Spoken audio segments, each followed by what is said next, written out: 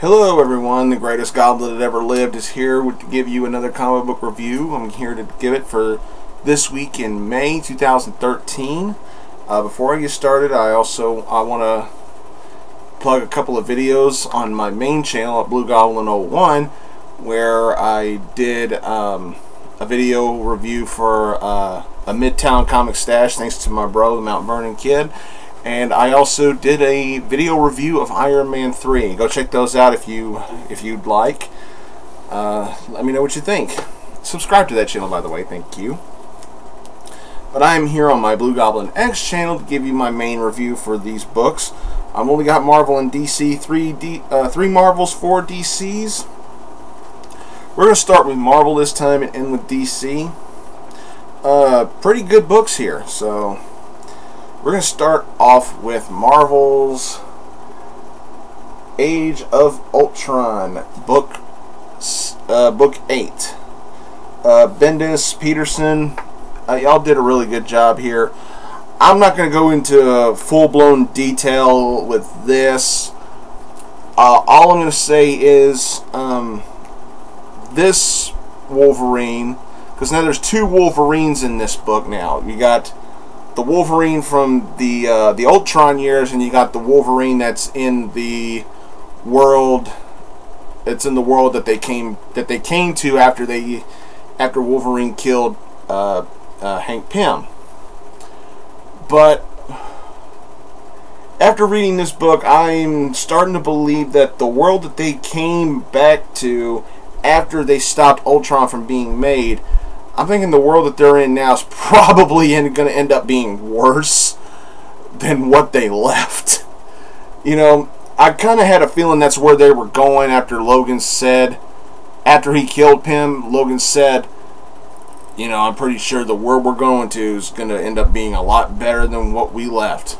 As soon as he said that, I knew something was going to go up. And at first I thought Iron Man was ruling the world, but turns out they're in a worldwide war with Morgana Le Fay of all people. Wow.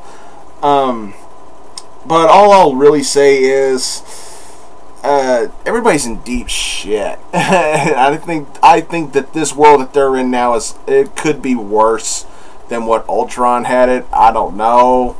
Just we're still diving into this world right now. We don't know everything about it yet, but the cliffhanger, it just damn. Just damn. That's all I can say is damn.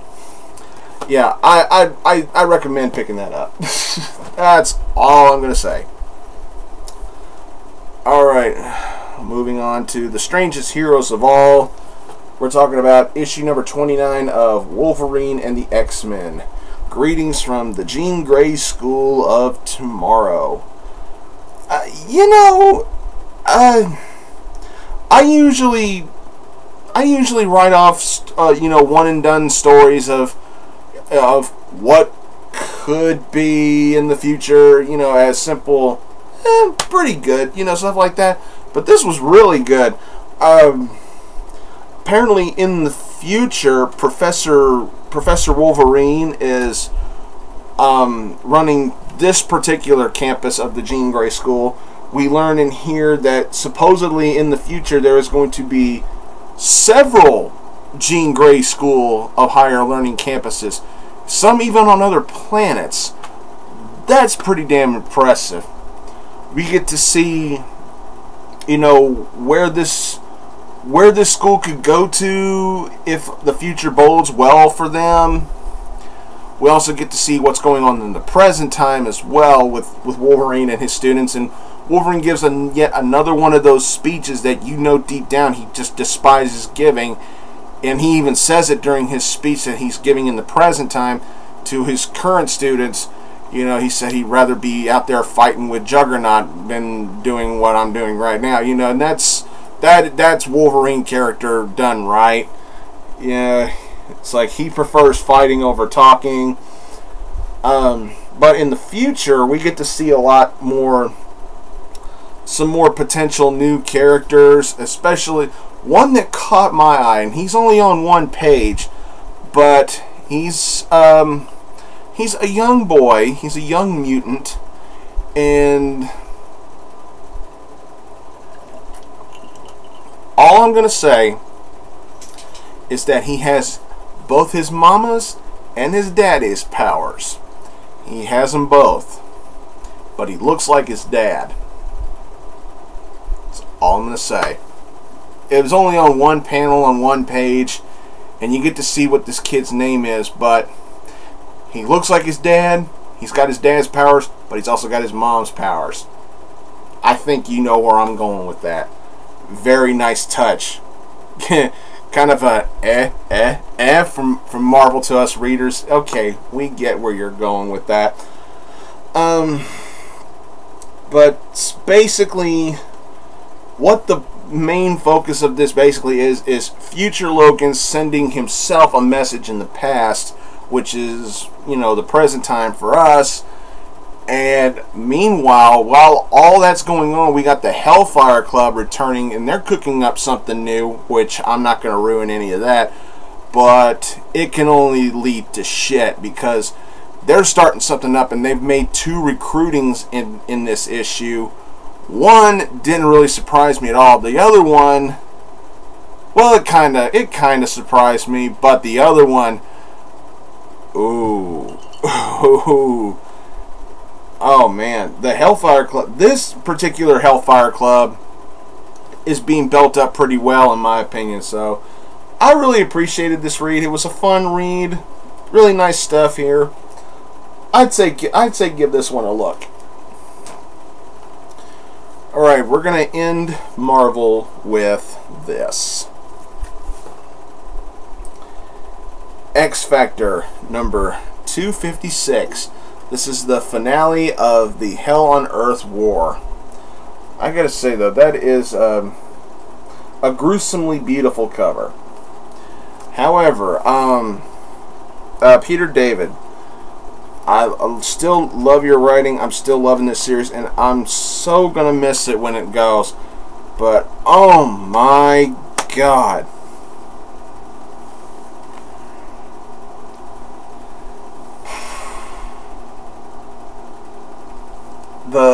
The action in here was phenomenal. Minor spoilers, okay?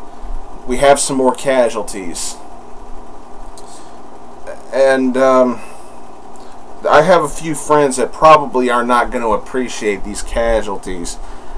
But wow. But I will say, something that really got my attention is Tier, Rain Sinclair's son, the one that's supposedly supposed to be able to kill all these Hell Lords and everything.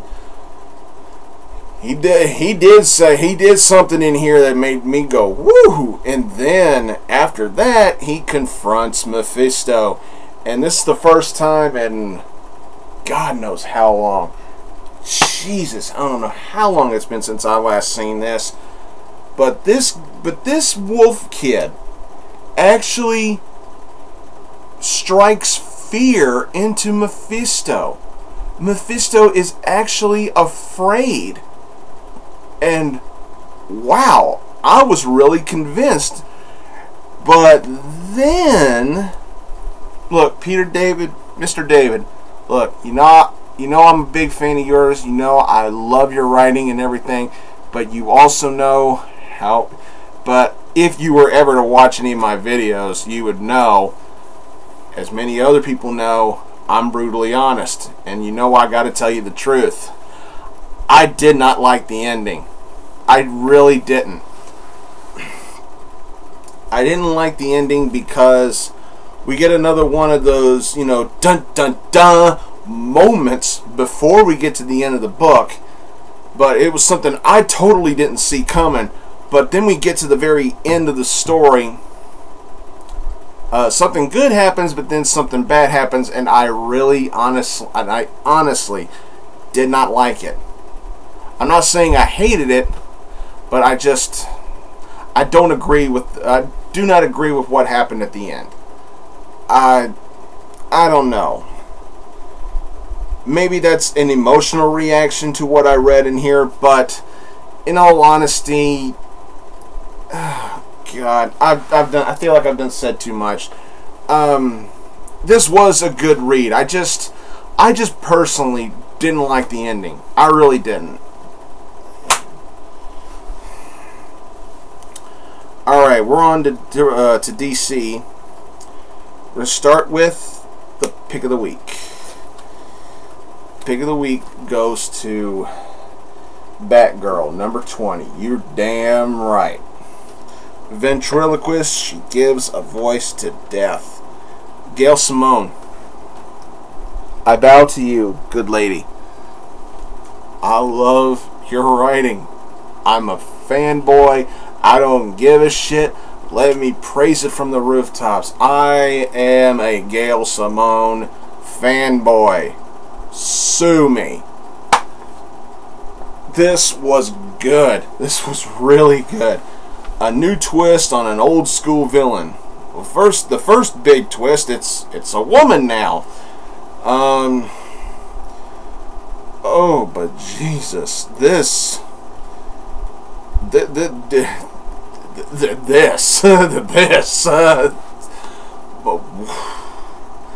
Okay, when we first see the ventriloquist, you don't really think that much of her, but then you see what she does in here. Ooh.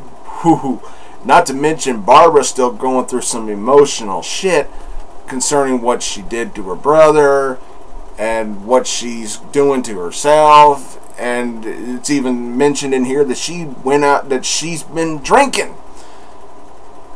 and she's also been asking for. She goes to a psychiatrist and she's like, I need some coffee. She's gonna want to sober up, and her psychiatrist is like, you don't even like coffee either. It's like not only do you hate drinking, but you don't like coffee either. It's like. Barbara is really beating herself up, because of one thing. She would almost be trying to convince herself to quit, and I don't want to see her quit. I mean, she's my Babs. I love my Babs, but she just happened to come across the ventriloquist in here, and I'm serious. She just happens to come across her. She's just out doing a nightly patrol, and she just happens to come by a crime that she's doing, and this is really gruesome stuff in here. I'm not going to give hardly anything else away, but there was another thing about the ventriloquist in here, especially with her dummy, that kind of made me go, I mean, this was such a good read. Really enjoyed it. I really, honestly, can't really complain. This was good, but the cliffhanger, the ending, or whatever you want to call it, at the very end of the book, nice, very nice. This was awesome. Gail, I love you. You're a great writer. Keep doing what you're doing with this. Fantastic stuff. Can't get enough of it. I bow to you.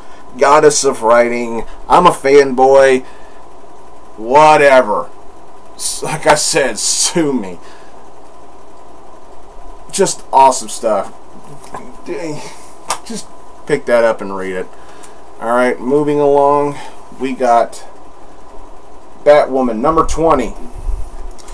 J.H. Williams III, Blackman, McCarthy. This was really good too. This was really good. This is basically Batwoman negotiating with the DEO about her sister, Beth. You know, Kate for so long thought Beth was dead, her twin sister. And the DEO is ready to make a deal. And but they're saying, you know, we'll give you your sister back. You have to give us Batman.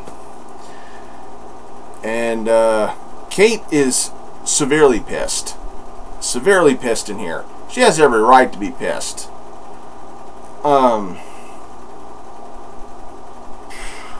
You know, Agent Chase is recalling a mission that she did in the past and telling Batwoman how she found Beth and everything, and she's just like, I got to see her. And the moment where Kate and Beth see each other again, it's really touching. It was short, it was sweet, and it made its point, and I really liked it. Wasn't that much action in here, but what we got was really good. You know, Batwoman is like, you know, just showing balls to the wall. She's like, I'm pissed. It's like, you screw me, I'm gonna get you back and everything. She's still not trusting the DEO after they give their word that they will give her back her sister and leave her alone after she does this mission about Batman. The book ends with a deep down family conversation between Kate and her fiance, I should say. It's not her girlfriend anymore, it's her fiance, Maggie, and her dad, Bet, and, you know, everybody. They're saying, look, let us help you. And she's like, no, you stay out all this. And Kate's girlfriend, you know, her fiance, Maggie, she's like, look, you think you're the only one who has the right to be pissed? You think you're the only one that feels like you should be tortured? You know, it's like, she's like, either you help us or you pack your shit and get out. Wow. Now you talk about an ultimatum. I know I just spoiled the hell out of this book, but I kind of felt like I had to because this, you know, the story was that good. I thought it was well worth reading.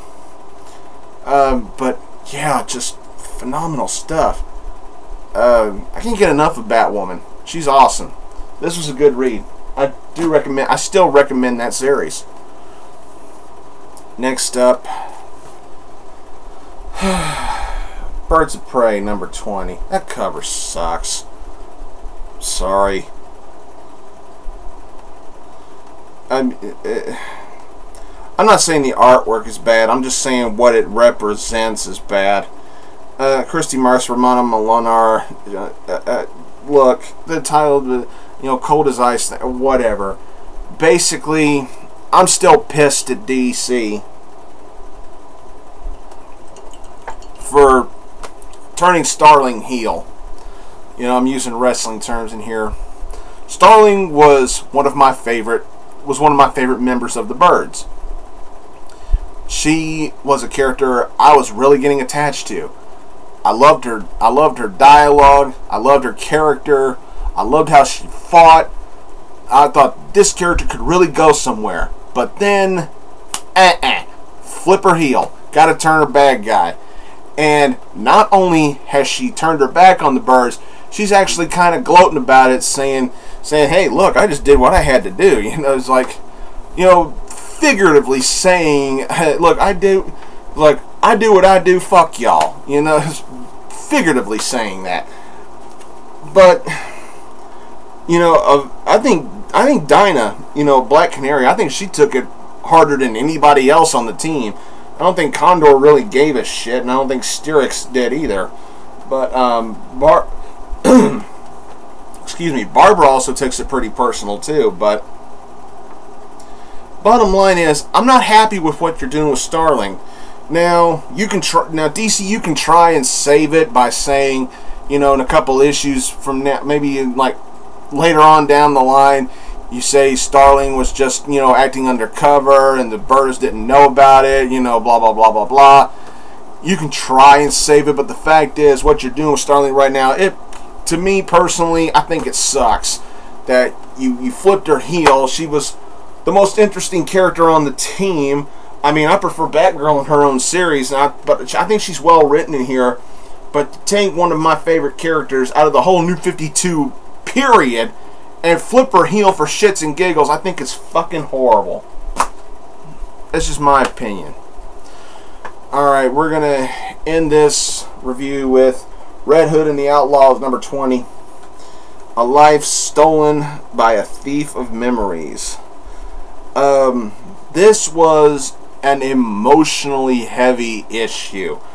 We get to see, you know, Roy and Corey, they catch up with Jason, and, you know, he's like, Jason's saying all those bad memories are gone. I feel like a huge weight's been lifted off my chest and everything like that, you know. But Roy's like, you know, tells this being, he's like, fix it. Fix it. Give us our friend back. He said, you want to know what kind of memory? He shows Arsenal and Starfire the memories that he gave up. He shows it to them. And they were like, whoa. We knew he had it rough, but wow. But still, they were wanting Jason back, and he was like, he even shows Roy the night him and Jason first met. But then Roy's like, yeah, I knew all about that, but then he tells Roy something that he didn't know about that night, and that's when Roy's like, oh my god. Now, I'm not going to ruin that. Oh, but he really hammers it on Starfire in here, and we get a little peek. I mean, just a little peek, just a little peek at a memory that I'm sure a lot of DC fans out there have been dying to know about. I think you all know what I'm talking about. A former relationship involving Starfire. You know what I'm talking about. I'm just not going to say it. But we get just a little peek, a little look, just a little glimpse, just a little bit, just a little glimpse. But that's all we get, and I'm just like, oh damn it, DC, just tease us some more, why don't you? God damn it! Good stuff. This was good writing. I actually did enjoy this. I thought this was actually one of the stronger issues out of the series. I'm glad Scott Lobdell's off this book, and James Tynion is given the chance to write it. I thought this was really well done, in all honesty. But I'm not going to give everything away in here. I thought it was a really good read, and I actually do recommend this particular issue of Red Hood, because we find out a lot of things about all three of these characters, you know, in this New 52 world that are really kind of surprising. So yeah, I should give this a read, and I think you'd enjoy it. Well, that's all I got for this week's main review, everybody. I want to thank you all for watching. Please subscribe to this channel, blugoblinX. Don't forget about my main channel, Blugoblin01.